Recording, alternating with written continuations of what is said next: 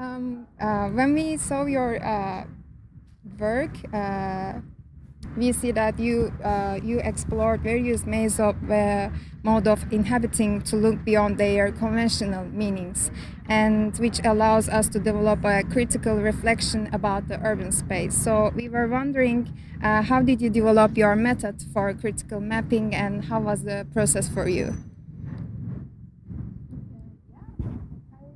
That we explore this since quite some time already. Mm-hmm. So Marta and me and our colleague Julia and many more even, we are using mappings a lot at the Chair for Urban Design and Urbanization. So actually this was another step for us. But what was special about this critical mapping is, first of all, it was an extended seminar during the whole summer of last year. And we did the seminar in cooperation with Alpha Nova and Galerie Futura, which is a feminist art and project space, one could say, a communally funded gallery, and they are working on the theme of this exhibition, or especially around the questions we asked towards a non-sexist city and spatial systems which might represent this since a very long time.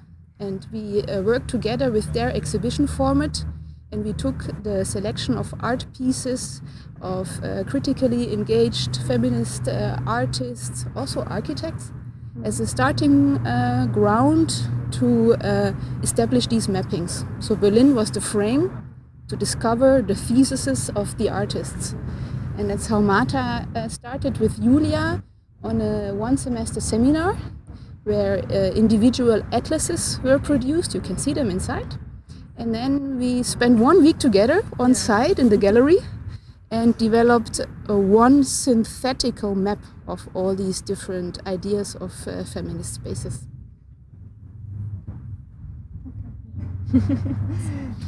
I think we have that.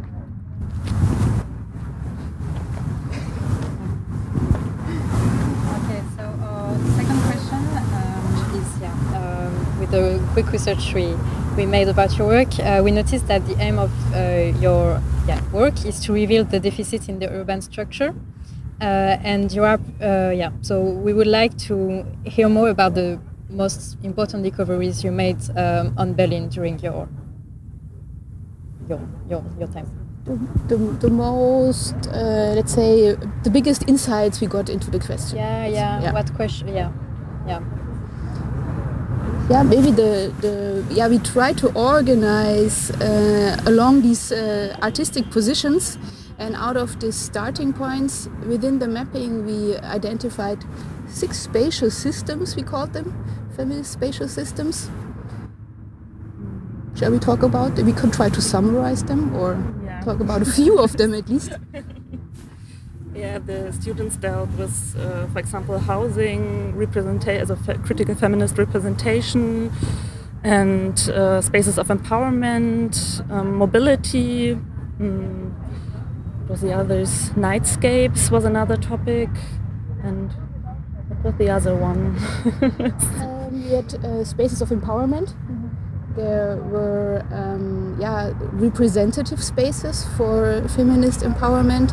And you could say that on the one hand the students tried to criticize the actual state of urban spaces, which might be insecurity in certain situations, which is the darkness of the night, which might support certain limits of action for women and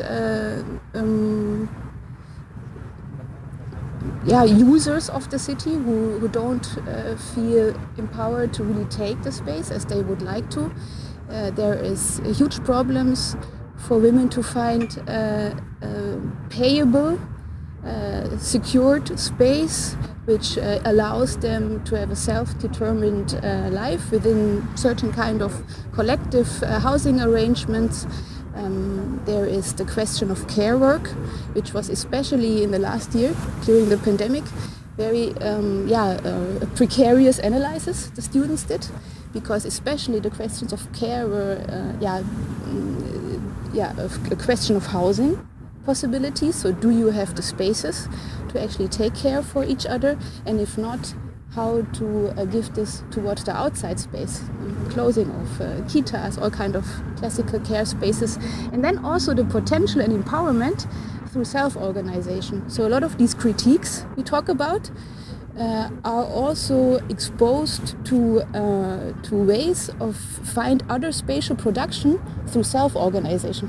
So women are forced to deal with urban space in another manner, and with this they open up spaces as well. So the limits also give the potential to open up. Maybe that would be one summary. Yeah, we hope that the mapping gives. A summary. We found out about the negative aspects, and then the students try to get other feminist spatial systems out of that.